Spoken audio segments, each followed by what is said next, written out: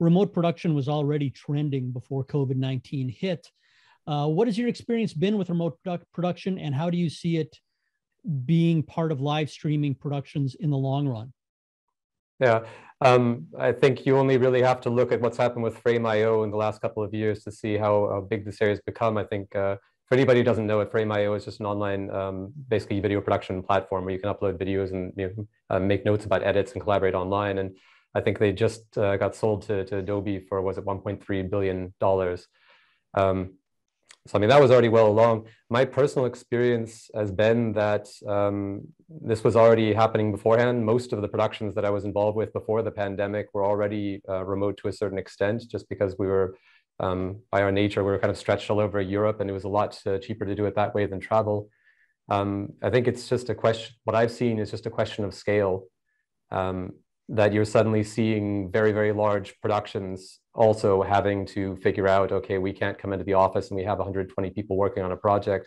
How do we collaborate and do this with the different offsite projects? And what I've seen as with most of the live streaming is it's largely been sort of an interpersonal question. Like, how do we organize ourselves? How do we use these tools which we already had? How do we make sure that we still have these ad hoc conversations that we had in the hallways before, where I would stop by your desk and not lose that effect? And it's also been it's been very interesting to see how quickly even very large productions have been able to put that together. And of course, I think that remote production has also proven something which people probably never thought about before. They thought about the fact that remote production was actually, oh, I would have maybe an OB truck or a smaller OB truck at a particular location, and I'll have everything else back at base, and we'd have that as a remote production. Whereas now a remote production is a spider's web of everybody being in a different location. And the fact that actually broadband that people have in their homes, largely in most countries, is actually now good enough for that.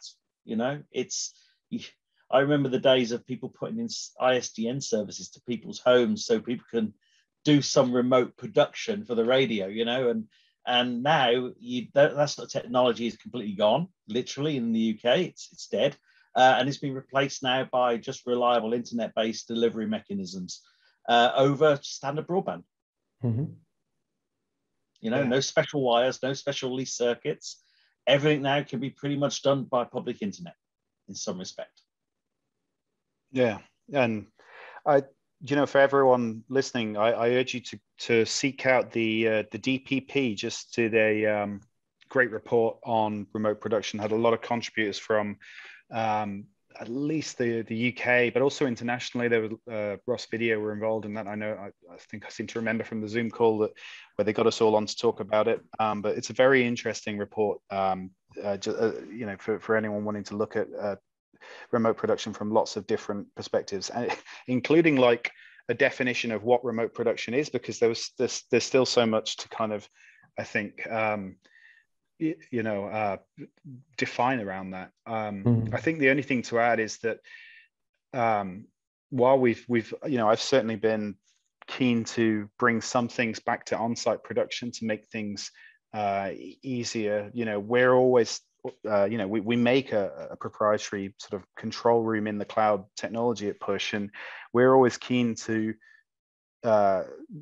sell the benefits to the environment, you know, and I mean, it's something we all need to think about. You know, it's a greener technology, sticking to remote production as much as we can, and that is something I hope, you know, is prevalent in the future.